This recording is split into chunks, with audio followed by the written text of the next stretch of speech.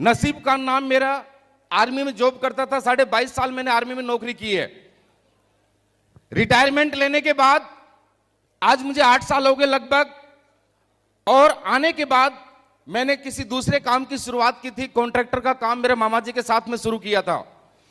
मैं ये जरूर बताता हूं, ज्यादा बताने की जरूरत नहीं, समझदार के लिए इशारा ही काफी होता है। बहुत मिडिल क्लास नहीं बोल सकता, मैं लोअर मिडिल क्लास फैमिली से हूं। मेरे गांव के भी बहुत सारे लोग बैठे होंगे। यूं समझ सकते हो, अगर मेरे गांव में सबसे गरीब पैदा हुआ तो नसीब खान पैदा हुआ। अगर मेरे गांव में सबसे गरीब पैदा हुआ तो नसीब खान पैदा हुआ। मैं मजदूरी करके पढ़ाई की है मैंने, आधी बार मजदूरी आधी बार स्कूल। किस्मत से मुझे आर्मी में जाने का मौका मिला। 22.5 साल नौकरी की, घर का बड़ा था, जिम्मेवारी थी। आर्मी से रिटायरमेंट लिया, 16.5 लाख रुपए लेके आया था। 4 लाख मेरे कर्जे में चले गए थे, 2 लाख रुपए मेरे बच्चों की, 2-2.5 लाख रुपए बच्चों की पढ़ाई में, टोटली 8 से 9 लाख रुपए बचे थे। उसके बदले में मैंने एक प्लॉट खरीदा था, नील बटा नील, कुछ नहीं था मेरे पास। यूं मान सकते हो, छोटे छोटे 2 मकान लिए थे मैंने, आज भी उनको प्लास्टर नहीं हुआ है। और आप समझ सकते हो कि आर्मी वाला जिसके ऊपर पूरी जिम्मेवारी हो, क्या कर सकता अपनी लाइफ में। घर का बड़ा था, छोटे भाई भी मेरे मजदूरी करते, पिताजी भी मजदूरी। तो मैंने वो मकान छोटे भाइयों को देके मैं झुंझुनू आया, और झुंझुनू आने के बाद मैंने मेरे मामा जी के साथ में काम की शुरुआत की। वहां से मुझे 10-15 हजार रुपए मिलते थे, 12 हजार रुपए मेरी पेंशन। जैसे तैसे करके मेरी लाइफ चल रही थी। बस सोच रहा था कि यार सर्विस पूरी कंप्लीट हो गई, ना तो मकान बना, ना बच्चों की शादी हुई है, जिंदगी कैसे चलेगी। अचानक महिपाल गुरुजी से मुलाकात होती है, और मुलाकात होने के बाद आज आप लोगों ने देखा, बैठ के प्लान को भी देखा, बहुत सारे अचीवर पे आए। मुझे अभी ज्यादा बताने की जरूरत नहीं है, आप लोगों को अभी यकीन विश्वास हो चुका होगा, और शायद अब भी भरोसा नहीं है तो जिंदगी में कभी भरोसा नहीं होगा। इतना सब कुछ देखने के बाद भी भरोसा नहीं है तो भरोसा कभी भी नहीं होगा।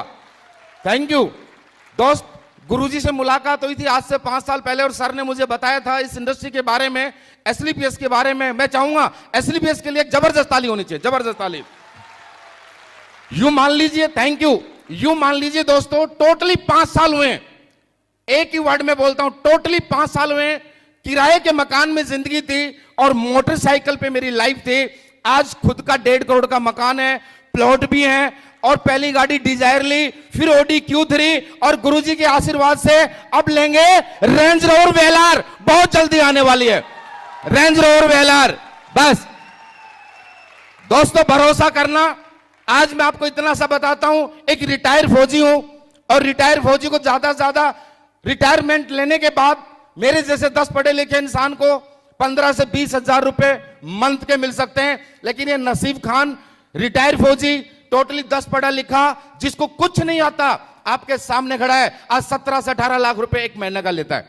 17 से 18 लाख रुपए पर मंथ लेता है, और 5 साल हुए। इस 5 साल में टोटल अचीवमेंट की बात करता हूं तो दोस्त लगभग 6 करोड़ के नजदीक पहुंच चुका हूं, 6 करोड़ के 5 साल के अंदर। और यकीन मानना, बस यूं मान लीजिए, आज से 3 महीने पहले मैं इस कंपनी का रॉयल डायमंड बना था। सिंगल वीक का 60 लाख रुपए का चेक आया, और ये हमारा कमिटमेंट है, अगला 3 महीने के अंदर इस कंपनी के क्राउन डायमंड बनेंगे, क्राउन डायमंड। 1 करोड़ का चेक लेंगे, 1 करोड़ का चेक। दोस्तों किसी चीज की कमी नहीं है, बस है तो भरोसे की, विश्वास की, और एक प्लेटफॉर्म की जरूरत होती है। और वो प्लेटफॉर्म मिला, आज यहां पहुंचे। लेकिन दोस्त इसमें हमारी ताकत नहीं, जो भी हैं, जहां भी हैं, आज इस मंच पे हैं, इस अचीवमेंट पे हैं, ये सब जो भी है ना दोस्त, मैं क्या बोलूं, ये मेरे गुरु लोगों का आशीर्वाद है, और इन्हीं की बदौलत बना हूं मैं, तो जो भी कुछ हूं। तो दोस्त आज मैं आप लोगों के बीच में रहता हूं, ज्यादा कुछ नहीं बोलूंगा। आप लोगों को भूख लगी है, मुझे पता है यार, और मुझे तरस आती है, लगी है ना भूख?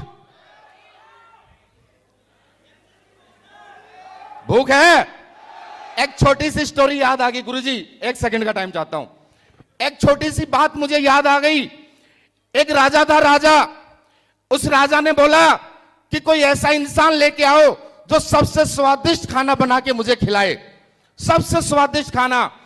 तो उसके वजीर पूरी दुनिया में घूम के आए, और अच्छे अच्छे शेफ मिले, कुक मिले, बढ़िया बढ़िया खाना बनाने वाले। लेकिन राजा को किसी का भी खाना पसंद नहीं आया, बोला मजा नहीं आया। उनका एक शर्त थी कि ऐसा खाना बनाने वाला हो कि उंगली चाटता रह जाऊं खाने के बाद। लेकिन राजा को मजा नहीं आया। लास्ट में वजीर तंग आया, बोला यार ये कौन सा क्या खाने वाला है, ये क्या बनवाए, इसके लिए क्या लेके आए? तो मेरे जैसा फौजी मिल गया जिसको दाल फ्राई करनी भी नहीं आती थी अच्छी से। बोला भाई क्या लफड़ा है, क्यों परेशान है, क्यों परेशान है? बोला यार राजा की ये शर्त है, वो बोल रहा है कि ऐसा खाना बनाने वाला लाओ उंगली चाटते रह जाऊं। बोला यार ये कोई बड़ी बात है क्या, मैं बना दूंगा ये खाना तो। बोला तेरी शर्म बागी, मरवाएगा क्या तू? तेरी भी गर्दन कटवाएगा, मेरी भी कटवाएगा। तूने कभी चाय भी बनाई क्या? अरे तू छोड़ चाय की, खाना अगर वो खाना नहीं बनाया तो गर्दन जो सजा हो मंजूर है। तो बोला इतनी बात है तो चल, लेकिन बोला एक शर्त मेरी भी है। सुन रहे हो क्या, सुन रहे हो ना? बोला एक शर्त मेरी भी है, अगर मेरा खाना खाएगा तो उससे पहले उसको 2 दिन भूखा रहना पड़ेगा। मेरा खाना खाएगा उससे पहले उसको 2 दिन भूखा रहना पड़ेगा, और उसके बाद उसको मजा नहीं आए तो कलम कर देना, गर्दन हमें मंजूर है। समझ गए मेरी बात? और राजा को बताया, राजा को यह शर्त मंजूर थी। बोला कोई बात नहीं, 2 दिन के हम 3 दिन भी भूखे रह लेंगे, लेकिन बंदा ऐसा हो जो मजा आ जाए, उंगली चाटते रह जाए। और आपको पता है 2 दिन भूखे रहने के बाद में उंगली तो क्या, वो पूरा पंजा चाटेगा, चाटेगा ना। तो दोस्त जैसे ही राजा 2 दिन भूखा रहा, और बनाना कहां आता था खाना, वो डाल दिया सब कुछ एक साथ, भूखा मर रहा था, उसकी हालत होगी खराब। और जैसे ही खाना रखा ना, जैसे ही खाना रखा फटाफट खाया, फिर ऐसे करता रहेगा। बोला मजा आ गया, ये कुक कहां से लेके आए, ये शेफ कहां से लेके आए?